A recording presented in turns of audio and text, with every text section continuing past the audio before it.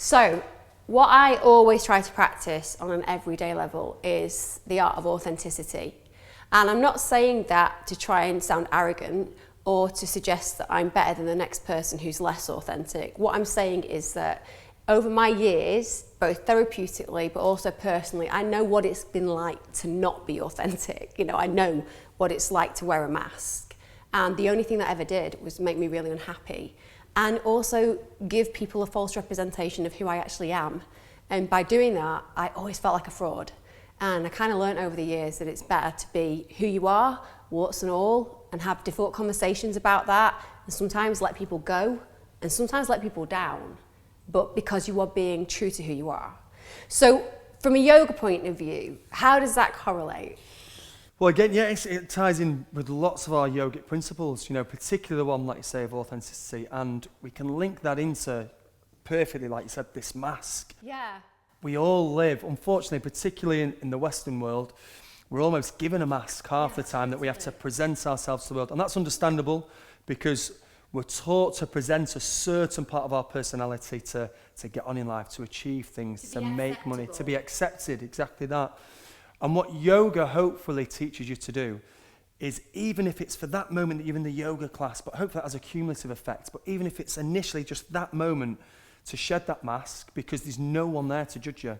You're not in competition with anyone in the room. You're not in competition. You're not having to prove anything to anyone, because yoga's about self-practice and creating and accepting not just those around you, but yourself. And that's often spoken about in classes, that this is your time for you. Don't think about anyone else. Don't think about your partner. Don't think about your kids.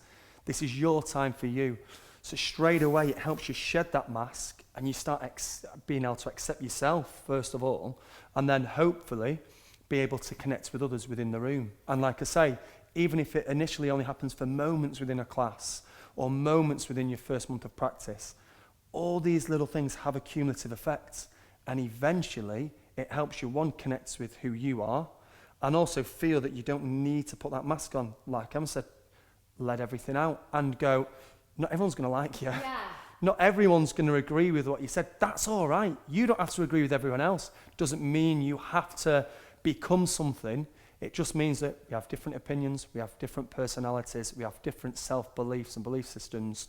That's all right. And that's cool. One of the big things that I find is that when you first start on that journey, like Stuart's talking about, and you kind of engage in something that makes you think, you know what, it might just be okay to be myself, you do have to face some critical issues, because sometimes you have relationships with people that really, it's not about you, it's about you pretending to be somebody, so you have to get rid of those. Sometimes it's about confronting some really difficult issues around who you've really been in the past. But that's cool, because the work that you undertake then is something that sets the foundation for forever. And just like imagine waking up in the morning and not having that critical voice saying you're a fraud, you're going to get found out. That one that most of us at some point experience in our lives. Imagine waking up and just thinking, I am okay.